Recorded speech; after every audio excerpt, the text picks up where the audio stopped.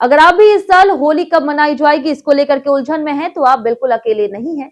साल 2026 में फाल्गुन पूर्णिमा के दिन यानी कि 3 मार्च को चंद्र ग्रहण लग रहा, जिससे होली जलने की तारीख पर भारी भ्रम पैदा हो गया है।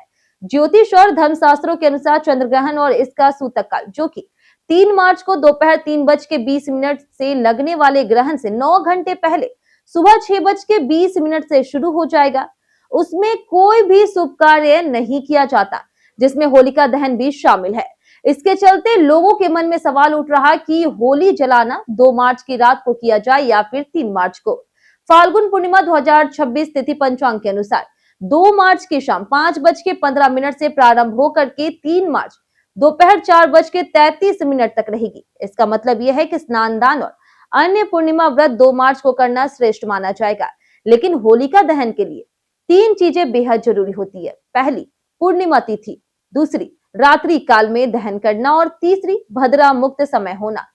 इस साल इन तीनों स्थितियों को ध्यान में रखते हुए होलिका दहन का सही मुहूर्त चुनना थोड़ी पेचीदा साबित हो गई है। धार्मिक शास्त्रों के अनुसार भद्रा काल के दौरान कोई भी शुभ कार्य नहीं किया जाता।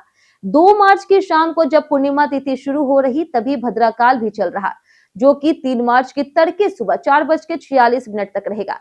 इस वजह से शास्त्रों में कहा गया है कि मध्य रात्रि से पूर्व होलिका दहन करना श्रेष्ठ है। इस दृष्टिकोण को मानते हुए ज्योतिषाचार्यों ने 2 मार्च की रात 12:50 से लेकर के लगभग 1.5 घंटे बाद यानी कि 2:38 के बीच होलिका दहन करने की सलाह दी। इस समय पूर्णिमा, रात्रि काल और भद्रा मुक्त समय सभी शर्तें पूरी हो जाती है। वही 3 मार्च को चंद्र ग्रहण और उसका सूतक होने के कारण उस दिन होलिका दहन करना उचित नहीं माना जाएगा। यानी अगर आप सोच रहे हैं कि होली 3 मार्च को है या फिर 4 मार्च को, तो स्पष्ट कर दे कि होली का पर्व 4 मार्च को और रंगों के साथ खेला जाएगा, क्योंकि 3 मार्च को ग्रहण और सूतक के चलते खेल और सार्वजनिक उत्सव आयोजित करना शुभ नहीं है।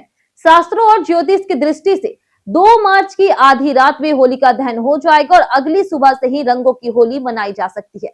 इसलिए इस साल का होली महोत्सव तकनीकी रूप से 2 से 3 मार्च की रात होलिका दहन और 4 मार्च को रंगों की होली के रूप में आयोजित होगा।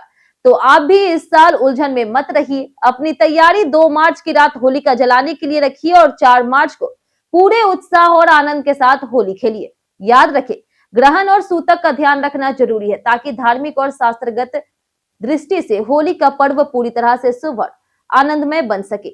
इस तरह से आप इस साल होली का सटीक आनंद ले सकते हैं और किसी तरह की उलझन या फिर धार्मिक बाधा से बच सकते हैं।